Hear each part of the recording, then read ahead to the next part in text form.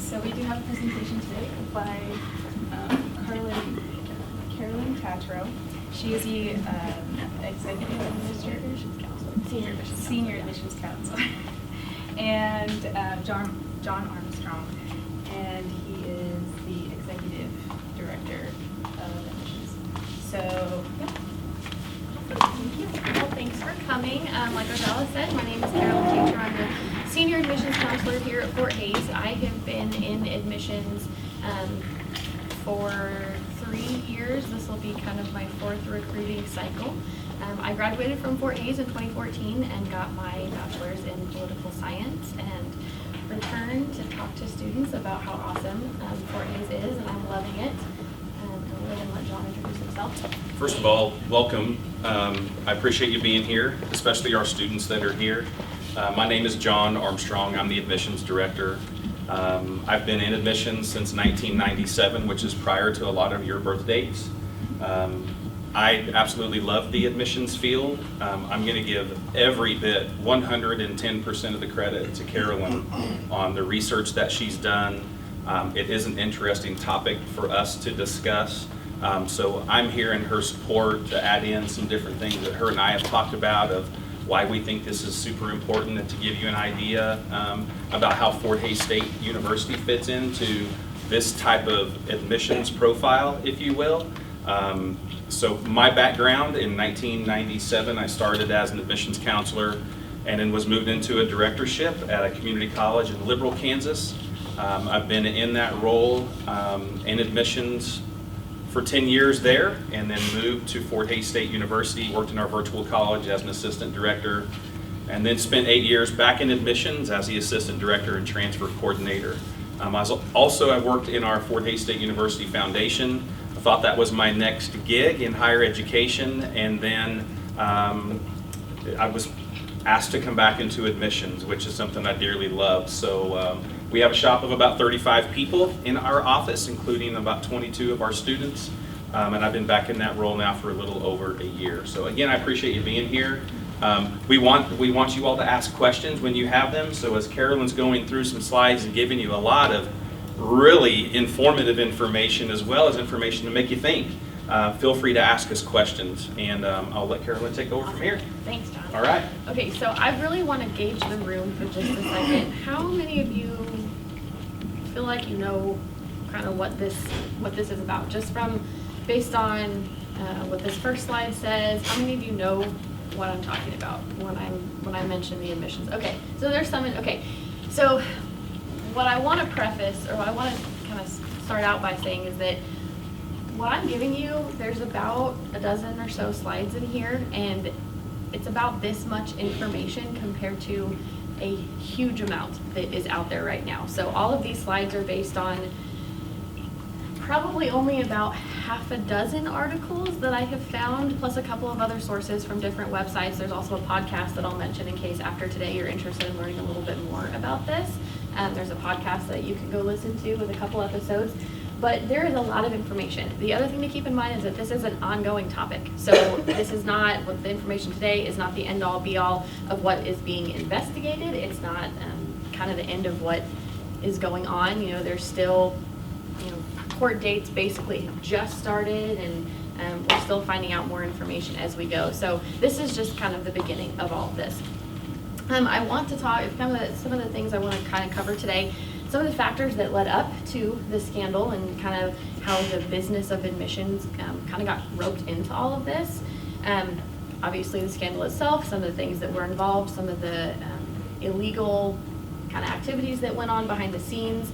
I do want to give you some background on some similar scandals that have been going on, even that date back even, further than like the 80s, for example, is one of them.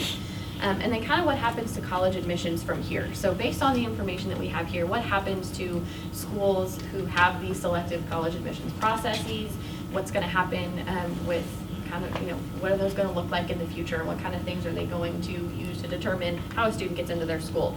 We also want to talk a little bit about how this relates to Fort Hays, and how the process that we use in our admissions process is a little bit different than and by a little bit different, I mean that sarcastically, because it is very different in the state of Kansas. So the things that we require are way different than what some of these selective schools are looking for in their students. So buckle up, hang on tight, and if you have any questions, like John said, please feel free to interrupt. I will try to answer what I can, but in the couple of weeks that I've been kind of looking into this, I've absorbed a lot of information, but there is still a lot that I'm interested in learning, and so if there's a question that I can't answer, you can bet that I'm going to look into it.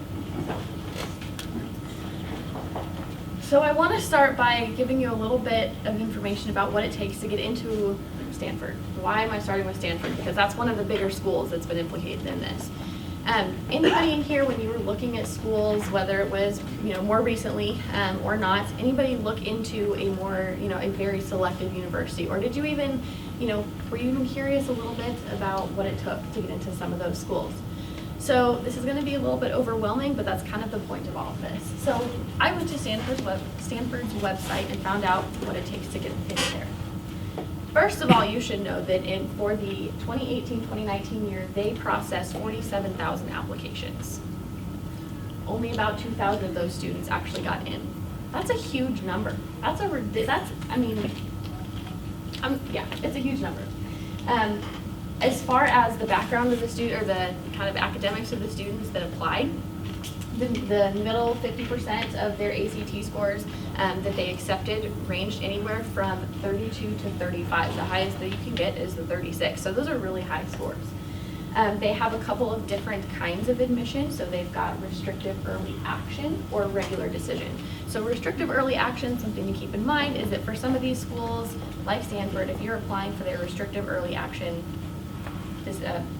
deadline, Stanford is your number one choice. You're not looking at going anywhere else that has a restricted deadline like that. You basically, if you apply, you're telling them, you're the school that I want. Regular decision is, it's not necessarily rolling.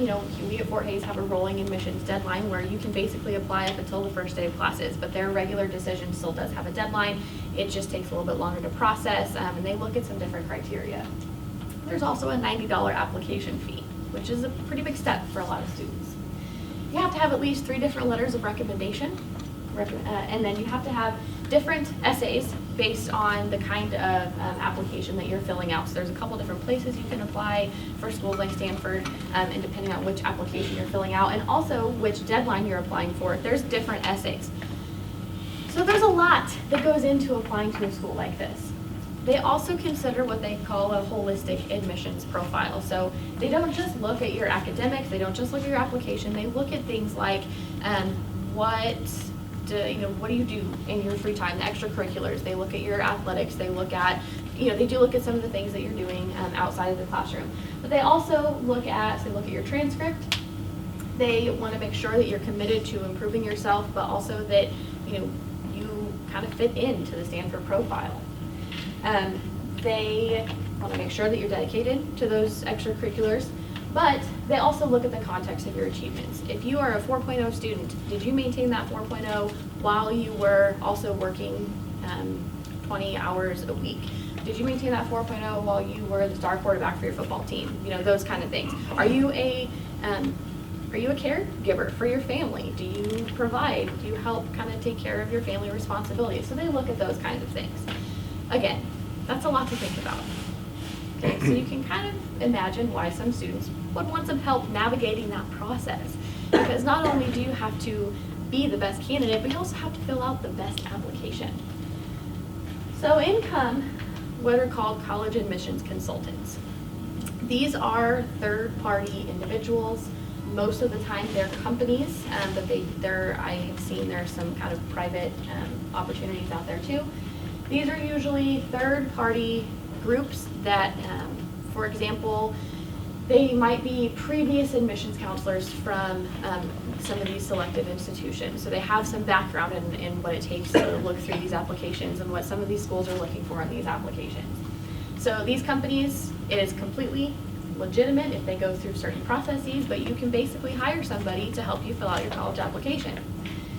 There are different kinds of these kind of consulting plans. They've got hour-long consultations, and they'll kind of help you look through your essays. They'll make sure that you've checked all the boxes for your application. They have total packages that might start as early as junior high. Well, what are you thinking about in junior high as it relates to applying to college? They're talking about making sure you're enrolling in the right classes at your high school. They're making sure you're picking the right sport to get noticed. They want to make sure that if you're going to take, concurrent classes at a college nearby or at a particular college, that you're taking the right ones. So they kind of help you navigate everything. And there are some companies that will start as early as 7th or 8th grade for you. They'll do some ACT and SAT prep, so they'll help you study for those. They'll help you kind of sit through an exam and under exam conditions. Like I mentioned, playing the right sport, making sure that you actually stand out to recruiters. And they'll help you edit your essays. Make sure that your answers are not just cookie cutter answers, that they're not only, grammatically correct, but that, they're just more than the basic answers that some of these schools are looking for. It is a particularly high interest in areas like China. I know a couple of other students that might have been involved in this. I believe their families were Vietnamese, and so it's kind of a high area of interest in some Asian countries where there's a lot of pressure to have this unique American elite college experience. So that's why if you're looking through some of these, you might find that some of the students that were involved in this, some of their families were actually from, they have foreign backgrounds. These consultants will charge anywhere from kind of a la carte items that involve, reading over your essay for one, they'll read it once and kind of give you some feedback based on reading it one time. For $59 from one of the examples I have is the Princeton Review on their website, they list some of these things.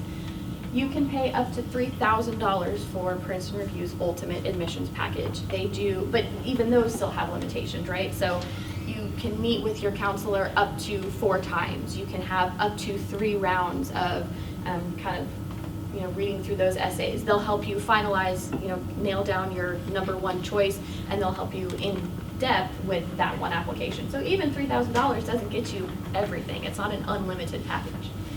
But there are a lot of companies such as Ivy Coach that won't even publish their fees because they are so insanely high. So what I found for you was actually a snapshot from Ivy Coach's website. They actually say, we make no apologies for these fees, right? They want to make sure that students are 100% dedicated. So like I said, totally legitimate, totally legal, as long as they go through the right avenues. Another kind of, one of these things one of these companies you can look into is Solomon Admissions. They're very similar to Ivy Coach, where they're very prestigious. So yeah, if you can just kind of see what some of the things that they're saying, they know that they cost a lot of money, and they know that only the most elite students who have this kind of money have access to them. So in comes this Operation Varsity Blues, which is what they kind of dubbed this admissions scandal. This has been going on. The investigation started last year. In the kind of first date that I found was sometime in the fall of last year, when the feds were kind of alerted that this was going on. So there's this guy named William Singer who owns one of these kind of college consulting companies, or owned one of these consulting companies. Masked is kind of a fake nonprofit foundation. He was formally charged with a few different things: racketeering, conspiracy to commit fraud, obstruction of justice. So there's some pretty big, this is a federal investigation, there's some pretty big, things at stake here. He was, and I'll kind of tell you how some of the things that they found, but he was kind of the mastermind behind all of this. So there at least that we know of 49 other people besides Mr. Singer who kind of use Mr. Singer or his services as an in to get their students into these elite colleges. A couple of the ones that we've heard of: Lori Loughlin, Felicity Huffman. So these are the kind of high profile actresses who have been involved. Essentially, they were paying Mr. Singer and his consultants to get their students into college, into these colleges that they might probably not have otherwise gotten into on their own. Big deal, right? Because besides the obvious, it's illegal, you're bypassing the system that's been in place for a long time. It's also hurting a lot of students who have worked really, really hard to get into these schools. And essentially, what this is saying is that they allegedly bought their way into these schools. Some of the other people that were involved in this included lawyers, a high school teacher who kind of worked with one of her students and the family, some professors, and then lots of coaches. And that's important because, well, what I'll show you on this next slide. Probably the biggest piece of this was the bribery that went into it. And there's a couple different places where bribery fits in. So the reason that some of these coaches have been implicated is because they were allegedly taking money from Mr. Stainer and some of these families to recruit student athletes who were not actually competitive athletes. One of the bigger cases involved a student who was supposedly going to be recruited to, I think it was USC's sailing team, even though she wasn't on a competitive sailing team herself. Students who parents were photoshopping pictures of their students in different scenarios on an athletic field and some of these different athletic events, and people were buying into it. These coaches were, some of them were promising that their students were going to get a spot on this team. That's kind of how they bypassed the admissions process. So a lot of these coaches were able to get their students onto the team. Everything else kind of came afterward. Yeah, we'll get you on. I'll recruit you, and I'll call you our star athlete, even though you know that you're really not. Here's the other thing to keep in mind. As I say that, some of these students had no idea, allegedly, that this was even going on. So that kind of comes a little bit later when we kind of talk about what's going to happen with these students who were accepted to these colleges. There were a lot of them who supposedly did not know that their parents, that their families were involved in this. Like I said, fake profiles, so fake profiles, fake photos. I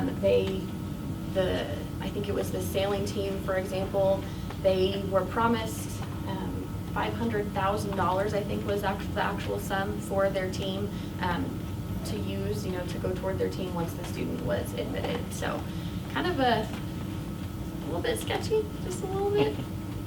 Some of these numbers are ridiculously high as well.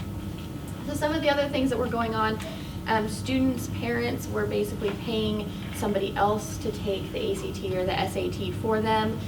They were paying people behind the scenes to kind of doctor the answers, maybe correct some of the answers. They were falsifying student records, and so after the fact, they would go in and change certain things. So this is, there's quite a bit of, why would people want to get involved in something like this? It's illegal. Well, we'll take your money anyway.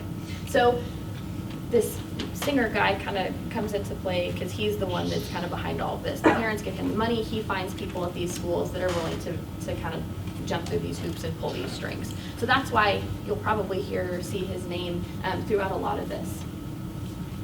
Questions so far? Is it a little bit mind-blowing for some of you who kind of don't know what some of this is about? Yeah. I'm trying to think.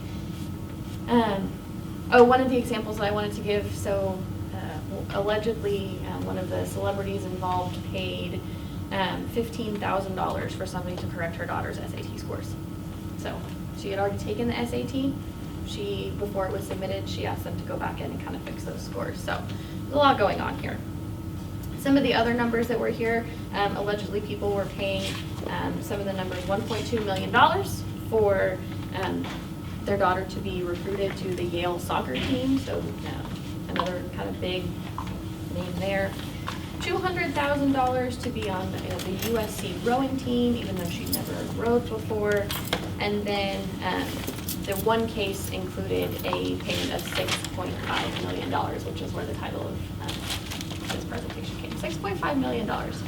So one of the other things you got to keep in mind is that, some people are thinking you can afford $6.5 million to kind of bribe your kid's way into school.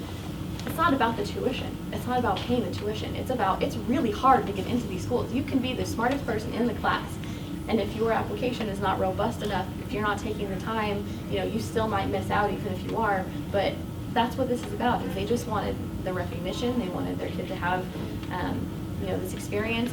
Something else that, we got to kind of keep in mind is that there are a lot of students that go through this and they get there and they're unprepared because they were just not ready for this kind of a rigorous college experience, right? And we'll talk a little bit more about that later.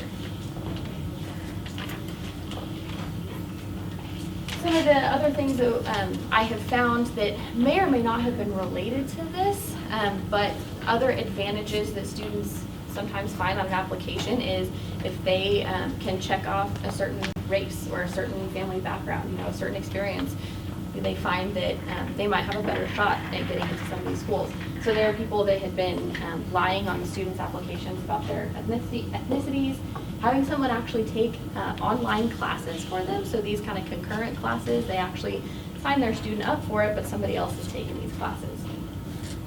And then donations, really large donations, just as a kind of a, hey, if I give you this money, will you just pull some strings and make this happen? So some of these are related to this initial kind of investigation, but some of them are just things that they're finding along the way that are actually related to Singer and his operation. So the important part about this is what's the difference between what's going on here and hiring a college admissions consultant? Well, with a consultant, students are usually involved, right? These students are actually working with this admissions consultant. They're the ones that are submitting their application. They have to pull some of the weight. They have to fill out the application. They have to sign them. They have to write the essays themselves. These consultants, if they're doing things right, are not going to write these essays for these students. That's the difference. That's not what's happening here. There's a difference between coaching somebody and working through, writing a proper essay and making a point that, this is a really good essay, it's really well written, but you can add a little bit more to it other than just lying, lying about what didn't actually happen. The other thing that I have seen is that some of these bigger cases, Mr. Singer had guaranteed that some of these students were going to get into these schools. That's a huge red flag with some of these consultants. They cannot guarantee. They will tell you that they have a track record of 98% or 96% of their students getting into their top schools, but if they make a guarantee, I know that you're going to get in. Well, first of all, that's a little bit of false hope, unless you have some kind of connection to this school and that's illegal. So no guarantees, which is what was coming out of Mr. Singer's operation. So the, kind of the other question about this is this anything new? It's really not. There are lots of cases similar to this that we've seen in the past, not quite to this scale though. We haven't. People are still paying millions to kind of bribe their way into places, but some of these other kind of big cases that I have found, one of the other Times articles that I've kind of posted up at the end here is this time zone quirk. So the ACT is usually administered on the same day around the country. And you can go to the website, you can find when the ACT is going to be administered. Well, if it starts at 9 o'clock in New York, students in California haven't taken the test yet, right? So what happens with, I'm trying to think when this one actually took place, between 1992 and 1996. So this happened multiple times. There were test takers in other states who were basically recording the answers. They were memorizing the questions and writing down the answers. They would send those answers on to people in other states who had not taken the test yet that day. Can you imagine how much work that takes, by the way? I mean, you're talking a difference of maybe 2 or 3 hours depending on where you are in the country. So not only are you taking the test, but you have to memorize all these questions, memorize these answers, and then somebody on the other end was actually carving the answers into code onto wooden pencils. It's a lot of work, right? You'd have to pay somebody a lot of money to even be willing to do that. So some of those were involving things like, I have that one down here, between $2,000 and $9,000. People are paying people to do that. The mastermind behind that spent 4 years in prison. It's pretty hefty fines there too. One of the kind of important things to me that this time zone issue brought up was how much emphasis we place on a student's ACT score. I mean, these people cheated and they probably weren't ready for college, or we place a lot of emphasis on ACT scores as far as is a student ready for college if they get a lower ACT score. So there's a lot of gray area because there are a lot of really bright students who get low test scores. But anyway, so $2,000 and $9,000 depending on how good you wanted your score to be. By the way, that was a specific in that article, is if you wanted a higher score, you're going to have to pay a little bit more money for that.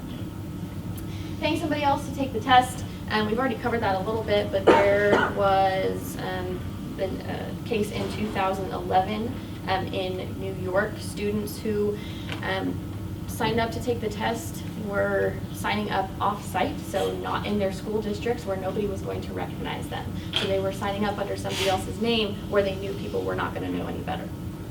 There was also one student in that case, a male, who signed up to take the test for girls who had, or people who had gender-neutral names. So, an Alex or a Sam or a Taylor. He was like, yeah, heck yeah, I'll do it. If you're going to pay me, I'll take it for you. $500 and $3,600 were kind of the ranges for those. These fairy tale applications, falsifying student transcripts. There's actually a school in Louisiana who was basically, doctoring student transcripts. Particularly what they were bragging about sending their underprivileged black students to Ivy League schools. So they were telling them, we've got a lot of success in sending our underprivileged students to these high-profile schools. Come to find out they were actually, faking things on their transcript a lot of the time. Most of the time, students had no idea this was going on. They were also allegedly pressuring students to lie on their college applications, or they were kind of illegally coaching them to, beef things up a little bit on their application. That school is still operating today, by the way. So that was kind of an ongoing deal too.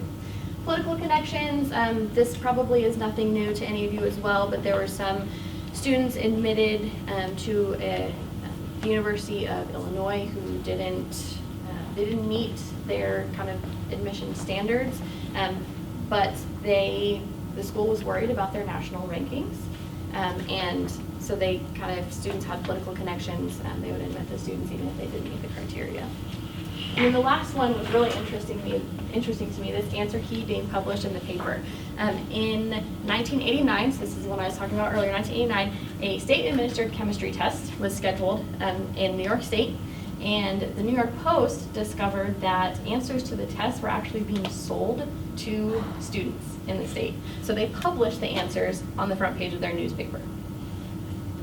That's really deep stuff, right? What does this mean for college admissions?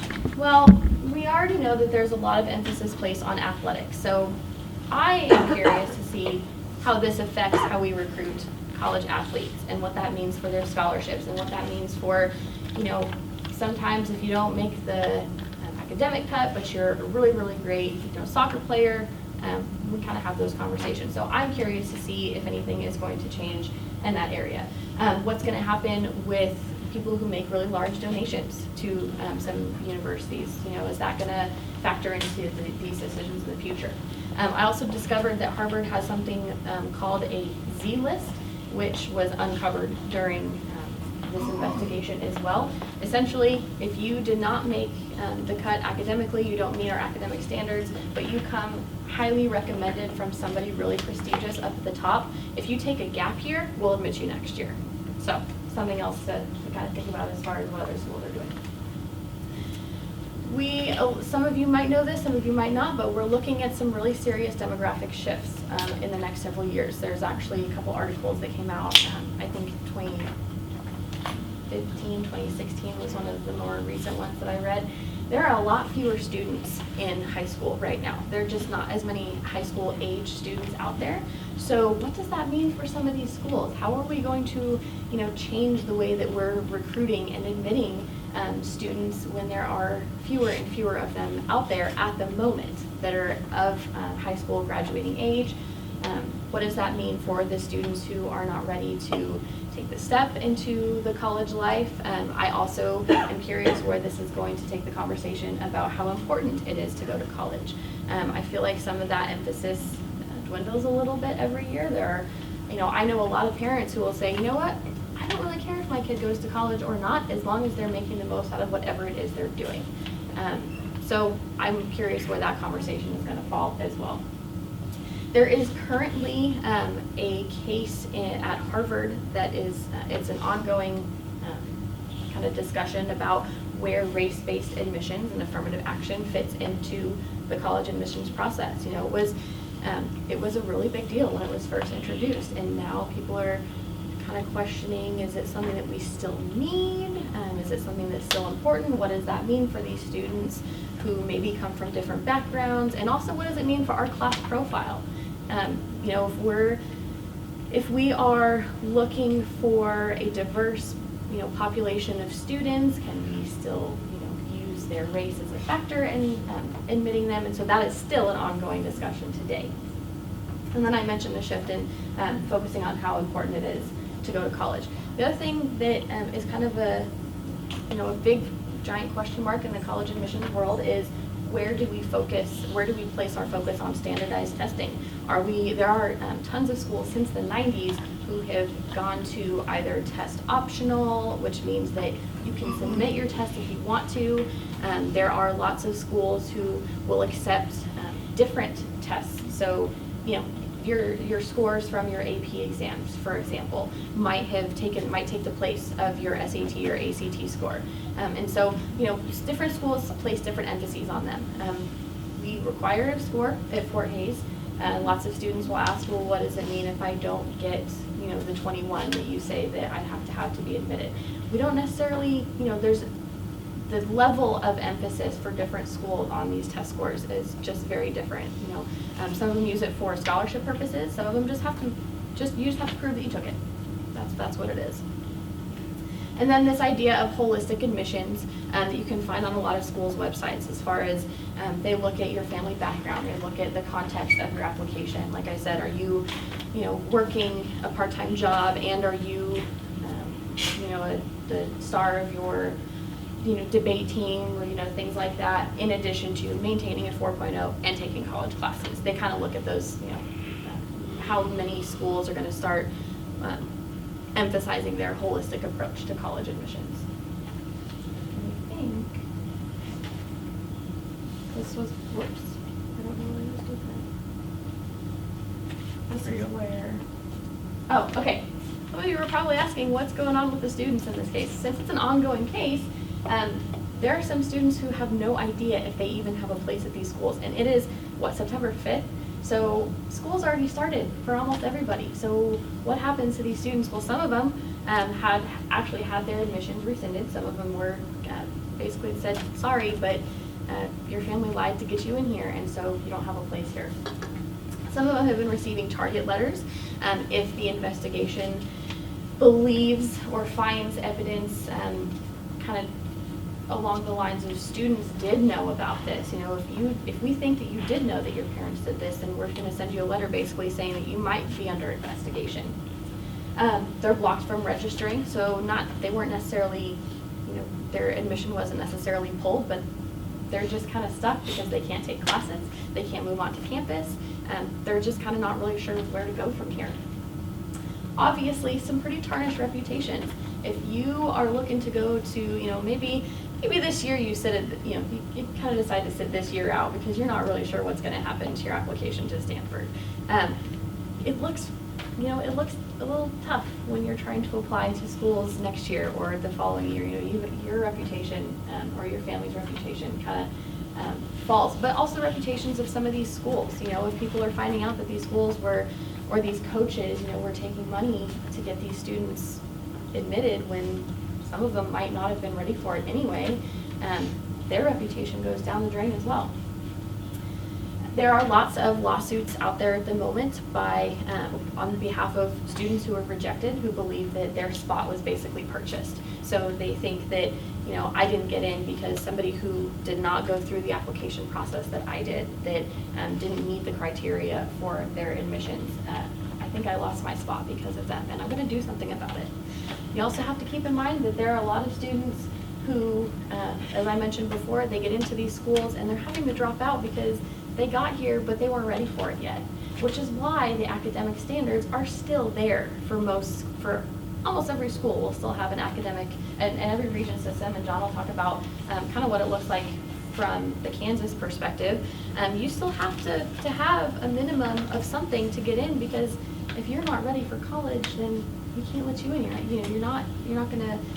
We want you to do well. We want you to thrive. We need you to kind of help keep up the pace for the university, and we want our reputation. That's kind of the thought behind some of these schools, and why some of these students have had to drop out, because they just were not ready for it yet.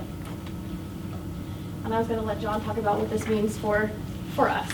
So this is our mission statement at Fort Hays State University: to provide accessible quality education to Kansans, the nation, and the world through an innovative community of teachers, scholars, and professionals to help develop and engage global citizenry, the leaders of what we want our students to be like and moving forward with them in their future. I think it's really important for you all to know that our admissions process is nothing like a selective admissions process.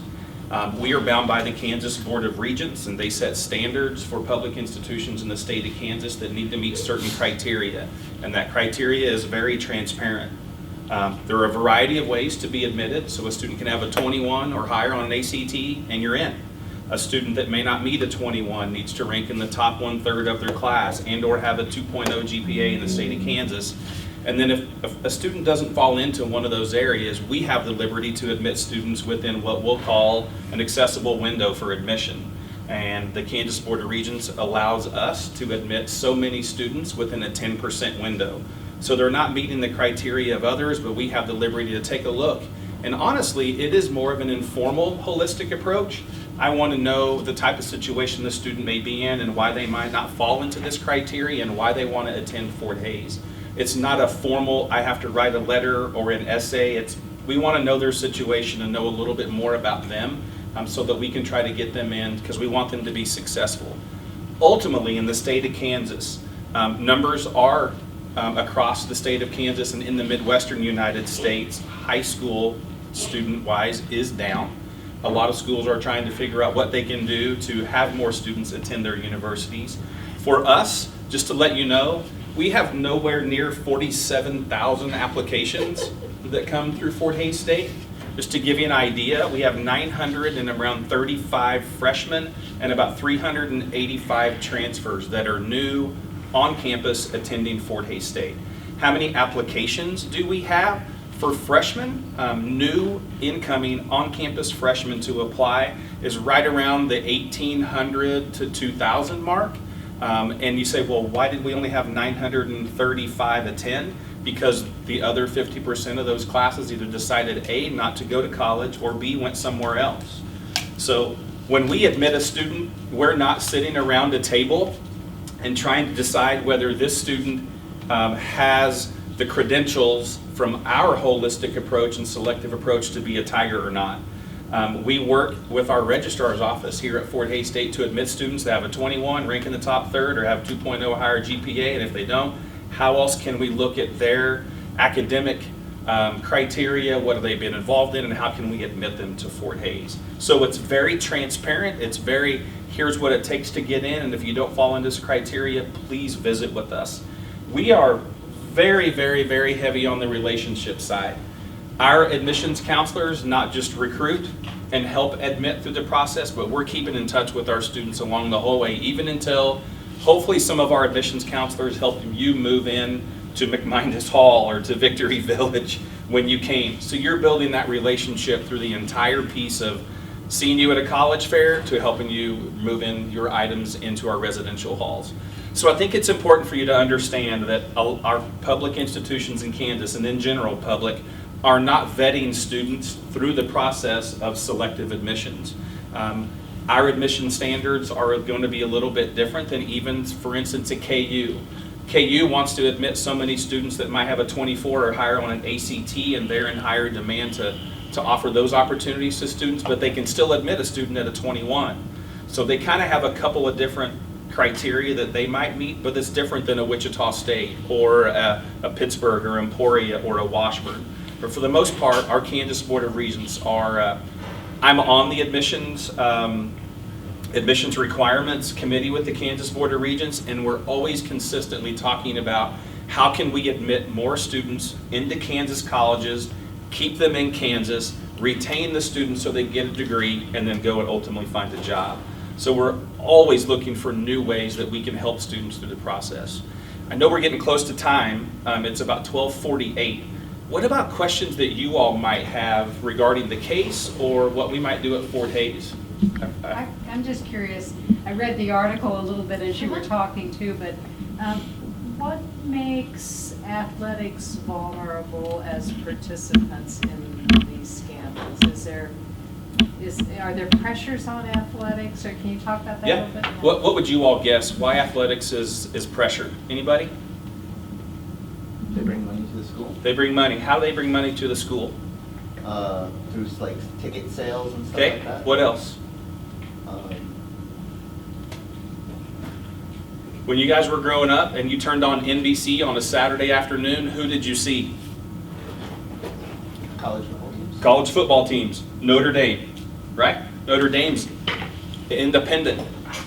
But there's a lot of Notre Dame's fans in the Midwest because that's what was on NBC. So they are having the pressure from a money, mainly financial standpoint, because they know that they bring in millions of dollars to either the school and or their conference.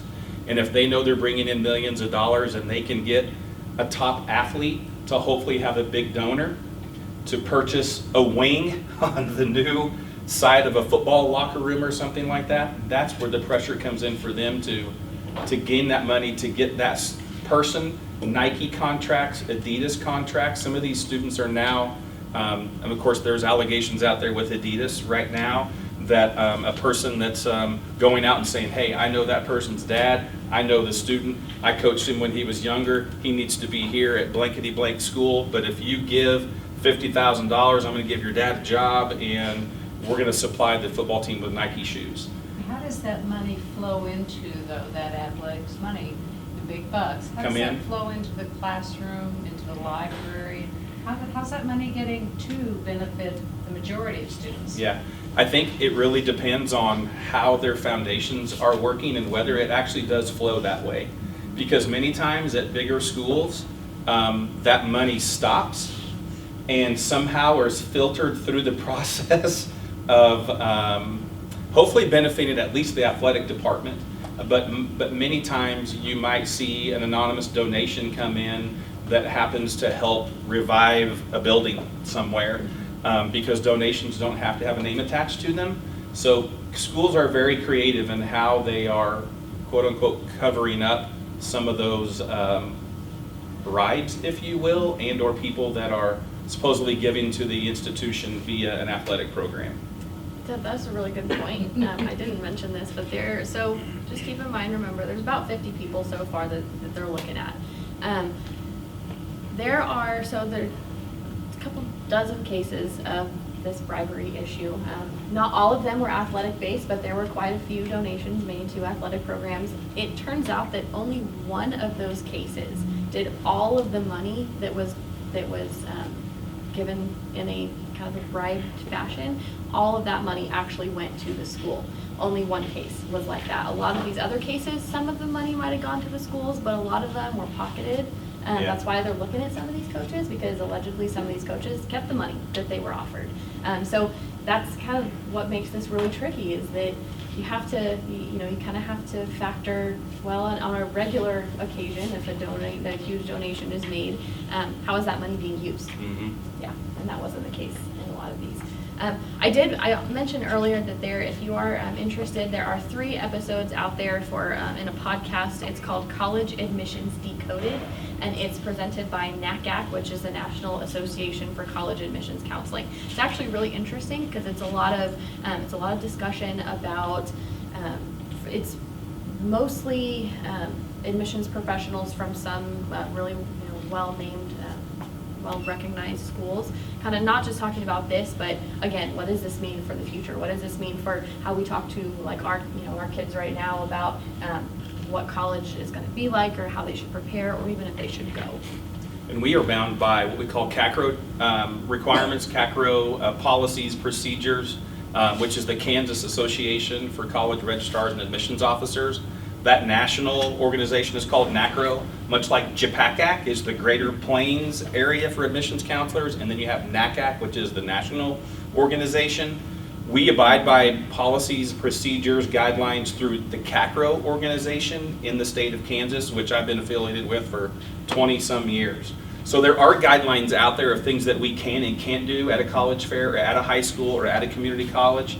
And those things keep people on a level playing field when it comes to recruiting. For instance, my budget may not be what Tulane's budget is. So if Tulane comes into Kansas and they want to have a dog and pony show because they have the best giveaways on their table, where do you think a 17-year-old student for the most part is going to go?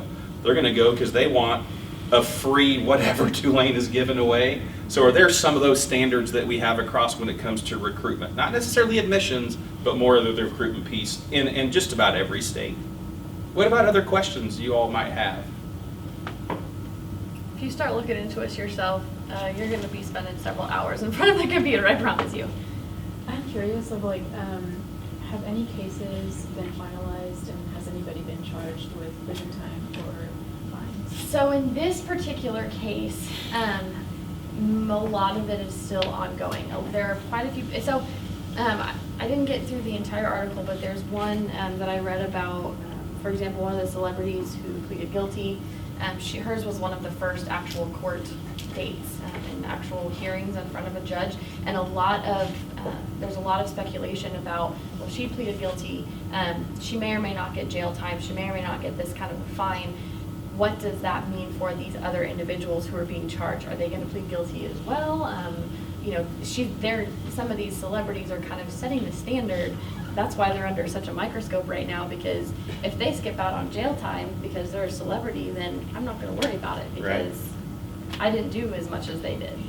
And the severity level of those that have said, yep, that was me, I did it, I'm guilty, they know that up front that their time, their sentence, their fine might not be as hefty as if they're like, hey, I didn't do any of this, prove it, and then they have to go through the courts.